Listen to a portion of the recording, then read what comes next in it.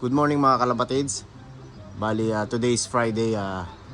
Ngayon ang release ng mga ibon natin mula sa Danny Bird 500 kilometers tsaka sa Masterton na 390 kilometers.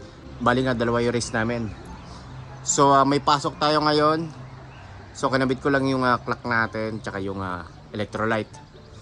So sana makumpleto yung mga warriors natin. Lalong lalo si 1098, sana mag first clocker siya.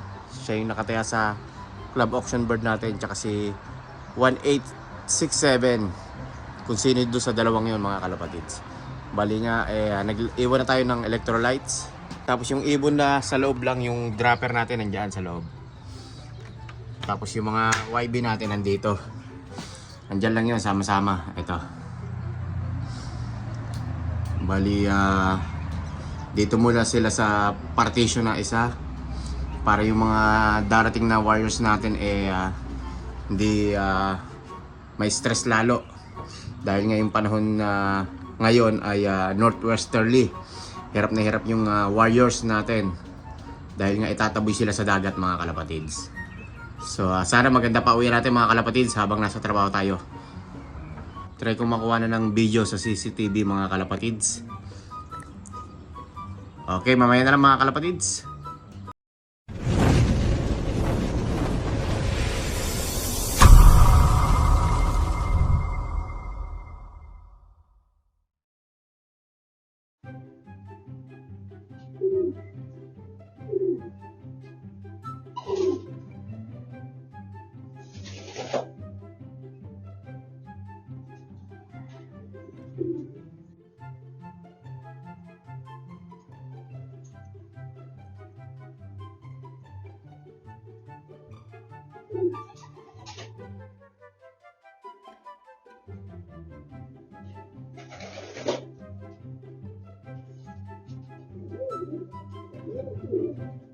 A few hours later.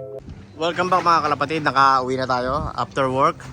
So ang time nga natin ay ayan, 3:47. So ang paklak natin ay 12 mga kalapatids.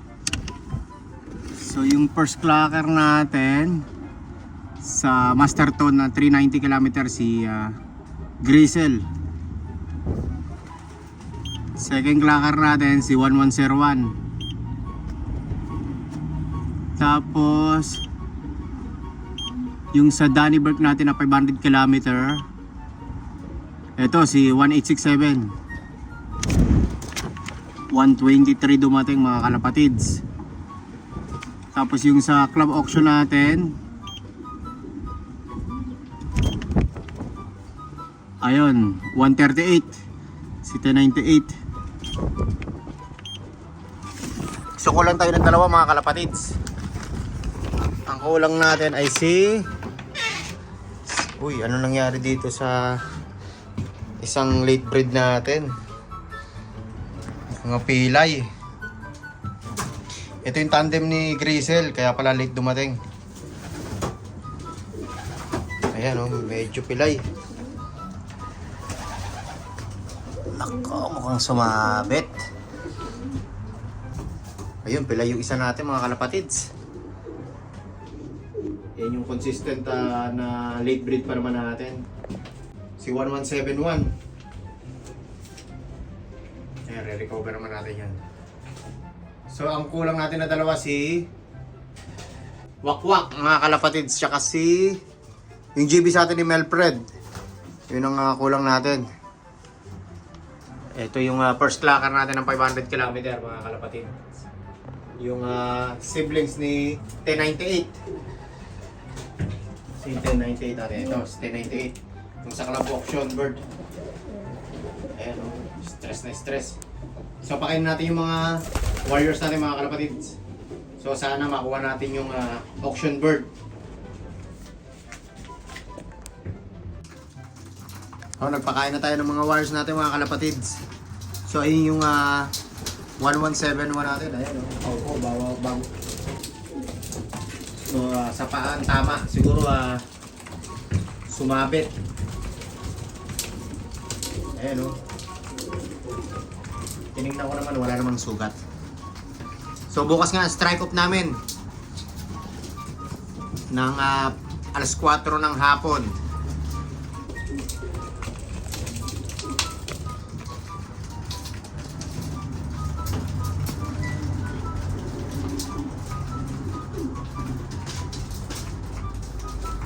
The next day. Welcome back mga kalapatids.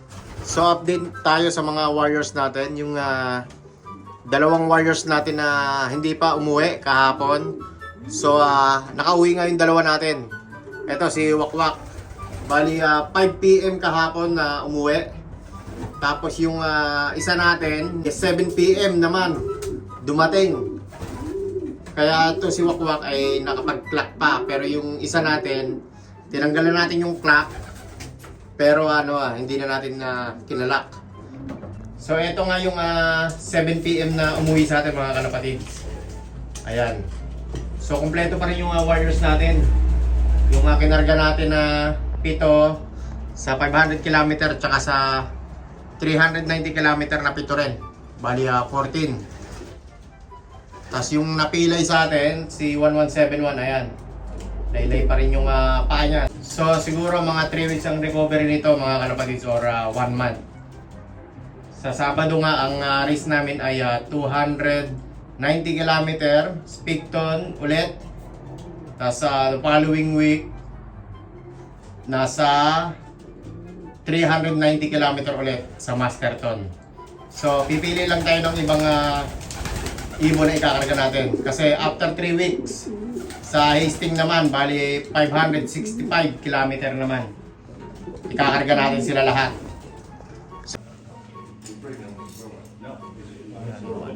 279.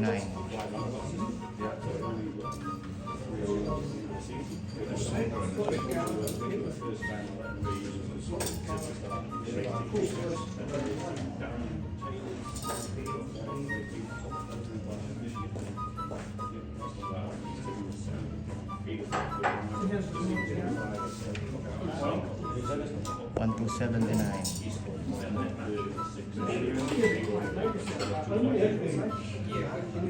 Ay na-resolve mga kalapatids.